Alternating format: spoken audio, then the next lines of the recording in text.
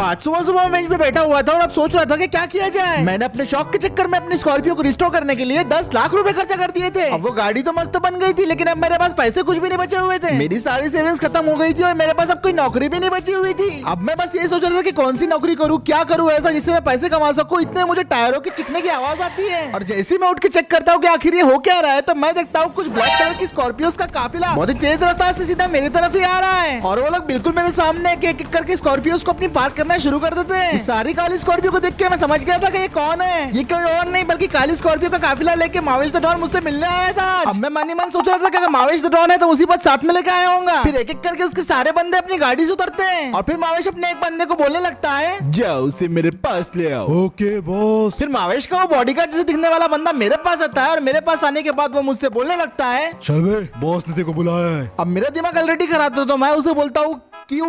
वो मुझे नहीं पता, बस मेरे साथ चल। तो मैं उसे फिर ठीक है बोल देता हूँ। फिर मावेश की उस बॉडीगार्ड जैसे बंदे के पीछे पीछे चले जाता हूँ। पर जैसे ही मैं मावेश के पास पहुँचता हूँ सबसे पहले मैं उसे ये बोलता हूँ कि तुम जो ऐसे बार बार आके मुझे परेशान करते हो और मुझसे जबरदस्ती अपना काम कराते हो वो बिल्कुल भी ठीक नहीं है। तो ये सुन के मावेश बोलता है कि अभी तो तुझे और भी परेशान करना बाकी है। और उसका एक बंदा बोलता है, आज तो तू और परेशान होगा रे चिकने। और मावेश फिर मेरे ऊपर गुस्से में गन तान देता है और मुझे बोलता है कि मुझे बैंक से रॉबरी करके एक सोने की चिड़िया चुरा के लेके आनी पड़ेगी। रॉबरी का नाम सुनते ही मैं उसे साफ साफ मना कर देता हूँ, लेकिन वो बोलता है कि मुझे वो गोली मार देगा। पर इस बार मैं हिम्मत करके बोल देता हूँ कि मैं तुम्हारी गोलियों से नहीं डरता मावेश। पर मेरी हिम्मत दिखाना उल्टी पड़ जाती है। वो मावेश साला गोले चलाने लगता है, मेरे पैरों के आसपास पूरी गोलियां चलाना शुरू कर देता है और वो 10-15 गोलियां लगभग आजू बाजू मेरे पास चला देता है। वो तो शुक्र था कि एक भी गोली मुझे नहीं लगी थी, लेकिन मेरी टांगे जरूर कांप रही थी। अब बोल, अब भी काम नहीं करेगा क्या? अब ये सब देख के मैं डर जाता हूँ। मुझे मालूम था कि भाई गोली भी चला सकता है मेरे ऊपर, तो मैं उसे बोलता हूँ कि हाँ भाई ठीक है मैं तेरे लिए रॉबरी कर दूंगा। ये सुन के वो अपनी गन नीचे कर लेता है। वो मुझे बोलता है कि 3 बजे के आसपास सोने की चिड़िया तुझे बैंक में मिल जाएंगी और इतना बोल के बस मुझे वो वहाँ से जाने लगता है। उसकी गैंग का एक बंदा पर मुझे बोलने लगता है, रॉबरी में पकड़े मत जाना रे, वरना मारा जाएगा। और इतना बोल के मावेश का गैंग का वो बंदा भी वहाँ से चला जाता है। वो सब लोग अपनी अपनी गाड़ियों में एक साथ बैठते, अपनी गाड़ियों को स्टार्ट करते और गाड़ियों को स्टार्ट करने के बाद वो लोग वहाँ से निकल जाते। अब ये लोग तो जा रहे थे, लेकिन मेरे ऊपर इन्होंने कितनी बड़ी मुसीबत डाल दी थी। चैलेंज करना तो दूर की बात, लेकिन अब तो मुझे ये सीधा रॉबरी करने को बोल रहे थे, वो भी सीधा बैंक में। और पता नहीं मावेश को सोने की चिड़िया से क्या लगा हुआ है, बार बार मुझे वही चुराने को बोलता रहता है। पर ये बैंक रॉबरी मुझे किसी भी हाल में करनी थी। मैं तुरंत अपनी ऑल्टो में बैठता हूँ, उसे स्टार्ट करता हूँ और गाड़ी को स्टार्ट करने के बाद मैं अपनी गाड़ी को मोड़ के सीधा वहाँ से निकल पड़ता हूँ। अब मैं ऐसा काम करने जा रहा था जो मैंने पहले कभी नहीं किया। मुझे बैंक में रॉबरी करके मावेश के लिए सोने की चिड़िया चुरानी थी और इस रॉबरी को मैं बिना प्रॉपर प्लान के अंजाम नहीं दे सकता था। मैंने गाड़ी चलाते चलाते अपने दिमाग में सारा प्लान बनाया और जब मुझे लगा कि ये प्लान परफेक्ट है तब मैंने फिर अपनी गाड़ी की रफ्तार बढ़ाई और अपनी अगली मंजिल की तरफ निकल पड़ा। लगभग 2 घंटे बाद ड्राइव करने के बाद मैं पहुंच जाता हूँ सीधा अरमान भाई की वर्कशॉप में। अब जब हम बैंक में रॉबरी करने जा रहे हैं तो अपने पास एक हाई स्पीड व्हीकल होनी चाहिए, तो इसलिए मैं अपने ऑल्टो को यहाँ पे बेचने आया था क्योंकि ऑल्टो से रॉबरी हो नहीं सकती। अब मैं अरमान भाई की वर्कशॉप में आ गया था। वो मेरी गाड़ी को पूरी तरीके से नोटिस करते और सारी छानबीन करने के बाद मुझे बोलने लगते हैं,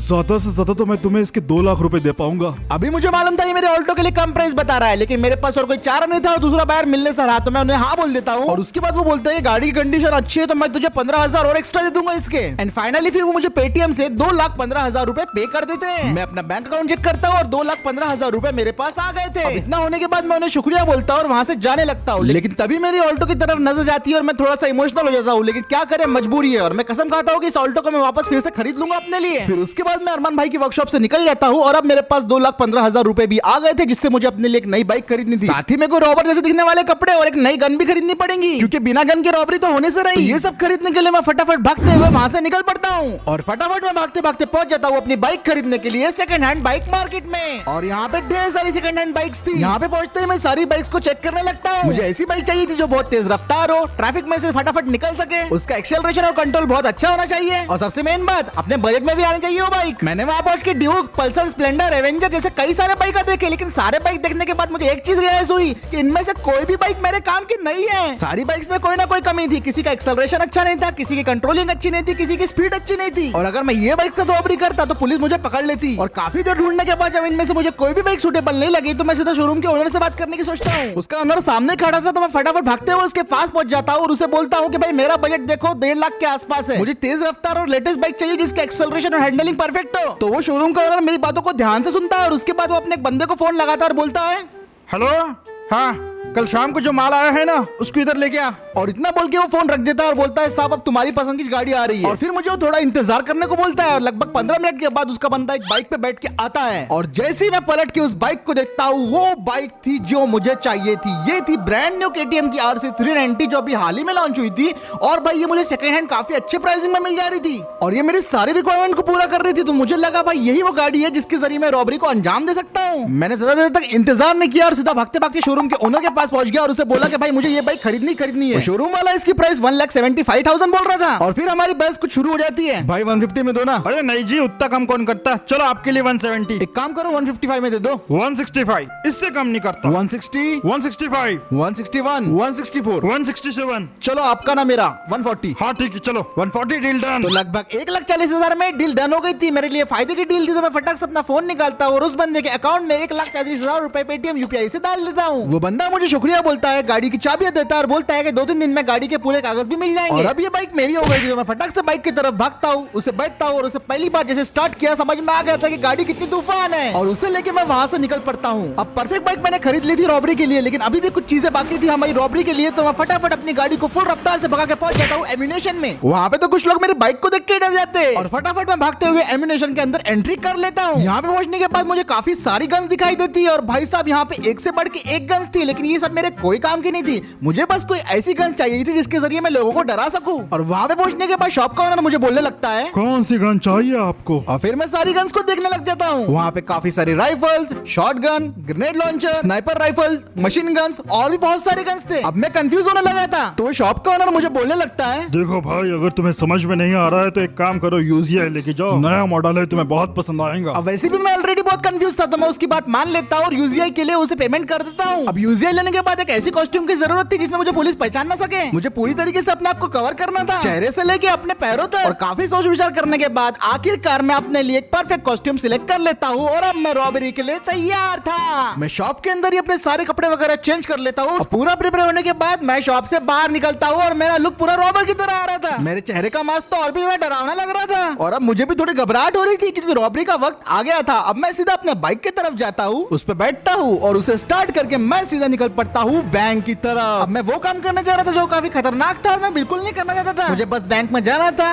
सोने की चिड़िया चुरानी थी और वापस आना था। और ये भी सोच लिया था मैंने जब तक जरूरत ना पड़े मैं गन का इस्तेमाल नहीं करूंगा। और फिर लगभग 10 मिनट ड्राइव करने के बाद फाइनली मैं पहुंच जाता हूँ लॉस सैंटोस के बैंक की तरफ। मैं अपनी गाड़ी को वहां पे पार्क कर देता हूँ और जैसे मैं बाइक से उतरता हूँ तो मैं देखता हूँ कि भाई वहाँ पे लोग मेरे ऑलरेडी कॉस्ट्यूम से मुझे जज करने लग गए। अब मैं बिल्कुल बैंक के सामने खड़ा था और इससे पहले मुझ पर कोई शक करता मैं फटाफट भागते हुए तुरंत बैंक के अंदर घुस जाता हूँ। और अंदर आने के बाद अब मेन डोर के बैंक में मैं एंट्री करने के लिए तैयार था, पर जैसे मैं वो डोर पे पहुंचता हूँ मेरे पैर रुक जाते हैं क्योंकि मैंने ऐसा पहले कभी कुछ नहीं किया था। मैं काफी नर्वस हो रहा था और सोच रहा था कि भाई अगर कुछ गलत होगा तो क्या होगा। मेरे दिमाग में काफी ज्यादा आवाजें चल रही थी कि मुझे करना चाहिए कि नहीं करना चाहिए। फिर आखिरी में बोला कि हटाओ यार, जो होगा देखा जाएगा। और ये सोच के मैं तुरंत बैंक के अंदर एंट्री कर देता हूँ। वहां पे पहुंचते बराबर मैं लोगों को डराने के लिए 3-4 गोली चला देता हूँ। गोलियों की आवाज सुनते ही बैंक में अफरा तफरी मच जाती है, सारे के सारे लोग वहां से भागना शुरू कर देते हैं। और यही तो मैं चाहता था कि जितने ज्यादा लोग कम हो उतना अच्छा रहेगा। एक करके सारे बैंक के लोग वहां से भाग जाते हैं और फिर जो बैंक का मेन कैशियर था मैं उसके पास गन लेके जाता हूँ और उसे बोलता हूँ सोने की चिड़िया चाहिए मेरे को। पर पता नहीं वो बैंक वाला शायद मेरे को मजाक में ले रहा था और वो मुझे बोलने लगता है अरे सर मेरी बात मानिए, अपनी गन रखिए और वापस चले जाइए।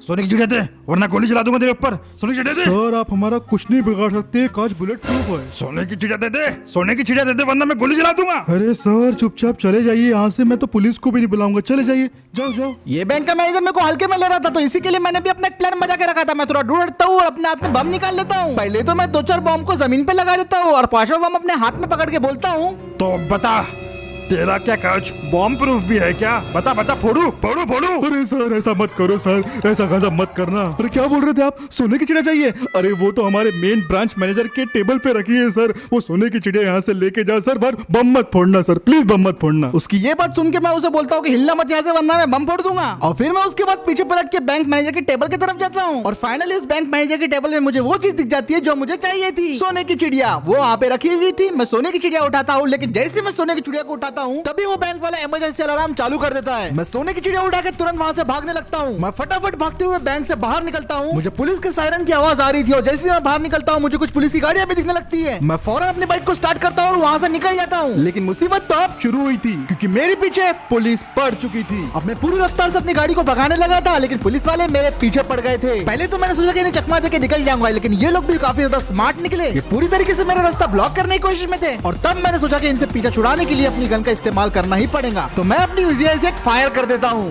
ये धमाका काफी ज्यादा जबरदस्त था जिसकी वजह से वो पुलिस की गाड़ी पूरी तरीके से ब्लास्ट हो चुकी थी।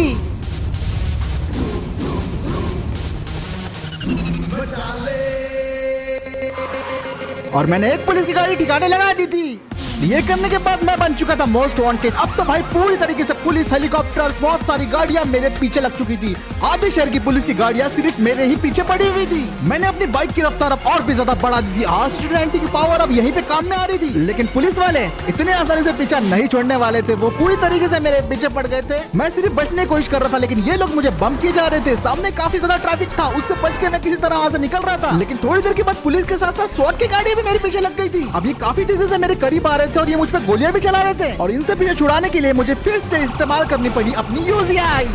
इस बार पहले से ज्यादा बड़ा धमाका होता है जिसकी वजह से 2-4 गाड़ियां क्रैश हो जाती है। जितनी भी पुलिस की गाड़ियां वहाँ पे चल रही थी इसकी चपेट में आ जाती है और मैं बचते बचाते अपनी बाइक को लेके वहाँ से निकल जाता हूँ। इसके बाद मैं अपने बाइक को लेके गलियों में घुस गया। लोगों को किसी तरह अवॉइड करते हुए मैं तंग रास्तों में अपने बाइक को चला रहा था और मैं जो कर रहा था वो पूरी तरीके से एक पागलपन था। लोग मुझे देख के काफी हैरान थे क्योंकि मैं गलियों में ऐसी हरकतें कर रहा था। अब मुझे लगा पुलिस शायद पीछे छूट गई है लेकिन मैं गलत था। पुलिस वाले तो भाई जगह जगह से आ रहे थे। उन लोगों से टकराने से मैं बाल बाल बच रहा था लेकिन कई बार वो मेरी बाइक को टक्कर मार ही रहे थे और उसके चक्कर में खुद भी टकरा रहे थे। और जैसे जैसे चीज आगे बढ़ रही थी वैसे वैसे पुलिस की क्वांटिटी भी बढ़ रही थी और मैं बेचारा बस ट्रैफिक को अवॉइड करते हुए किसी तरह उनसे बचते बचाते वहाँ से भागने की कोशिश कर रहा था। मेरी UZI को अब मैं और इस्तेमाल नहीं करना चाहता था। मैं रॉबरी का इल्जाम अपने सर के ऊपर ले सकता था लेकिन मैं एक मर्डरर का इल्जाम अपने सर के ऊपर बिल्कुल नहीं ले सकता था। इसलिए मैंने सोचा कि बस इन्हें चकमा देके किसी तरह से इनसे मैं बच सकता हूँ। तो फिर मैंने चकमा देने का प्लान बनाया, बाइक को और रफ्तार से भगाने लगा। कुल मिला के 3 पुलिस के हेलीकॉप्टर भी मेरा पीछा कर रहे थे और मुझे तो ऐसा फील हो रहा था कि भाई मैं न्यूज पे भी चल रहा हूँ। मैंने कई सारे शॉर्टकट्स लिए, मैंने कई सारे टर्न्स लिए लेकिन पुलिस मेरा पीछा छोड़ने का नाम नहीं ले रही थी। और फिर इनको चकमा देने के लिए मैं सोचा कि भाई फिर से यहाँ पे कुछ करना ही पड़ेगा मेरे को। मेरे सामने मुझे एक पुलिस की गाड़ी दिखाई दी और उसको मैंने कुछ ऐसे चकमा दे दिया और वो भी बेचारी बहुत बुरी तरीके से टकरा गई। और अब थोड़ी बहुत पुलिस को पीछे छोड़ के मैं फाइनली पहुंच चुका था हाईवे की तरफ। अभी मुझे इन्हें किस तरह अवॉइड करके बस टनल तक पहुंचना था लेकिन जैसे ही मैं टनल के पास पहुंचता हूँ मैं क्या देखता हूँ भाई सामने भी पुलिस की और गाड़ी है। किसी तरह साइड में उनको कट मार के मैं टनल के अंदर आ जाता हूँ और भाई अब तो ये लोग गोली चलाने लग गए थे मेरे ऊपर और बुरी तरीके से मुझे ठोके भी जा रहे थे और ये गोलियों की वजह से मेरी गाड़ी की हालत खराब होने लग गई थी। ये चेंज को अब मैं ज्यादा देर तक चलने नहीं दे सकता था क्योंकि पुलिस वालों से मैं जितना बचने की कोशिश कर रहा था वो लोग मेरे उतना पास आते जा रहे थे और इससे पहले कि वो मुझे गिरा देते या फिर मुझे गोली मार देते मुझे फटक से कुछ ना कुछ करना ही था। अब हाईवे वाले टनल से बाहर निकलने के बाद मैं सिटी वाले रोड पे आ जाता हूँ और ये रोड पे आने के बाद मुझे पता चलता है कि और भी ज्यादा पुलिस वाले मेरे पीछे लग चुके हैं। पर ये रोड पे आना मेरा एक प्लान था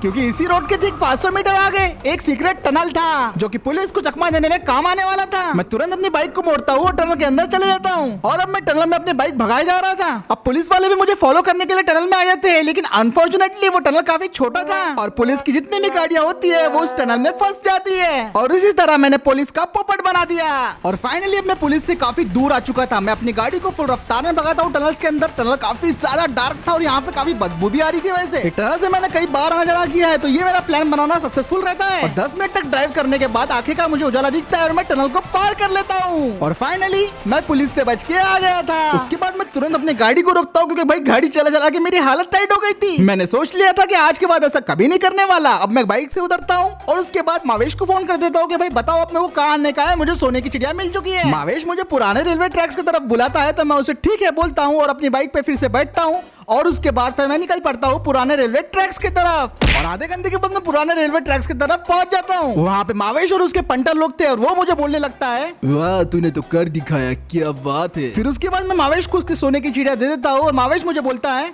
तुझे मेरे तरफ से एक गिफ्ट मिलेगा, उसे रख लेना। मैं बस मावेश की तरफ ये सुन के देखता हूँ और उसके बाद अपने बाइक पे बैठता हूँ, उसे स्टार्ट करता हूँ और वहाँ से निकल जाता हूँ। अब फाइनली मेरा दिन खत्म हो चुका था। मैंने इतनी भयंकर रॉबरी करी, उसके अंदर बच भी किया और पुलिस वाले मुझे कहाँ ढूंढ रहे होंगे। और आज का वीडियो अब यहीं पे खत्म करते हैं। वीडियो पसंद आया तो लाइक शेयर सब्सक्राइब जरूर करना और मैं मिलता हूँ आपसे अगले वीडियो में।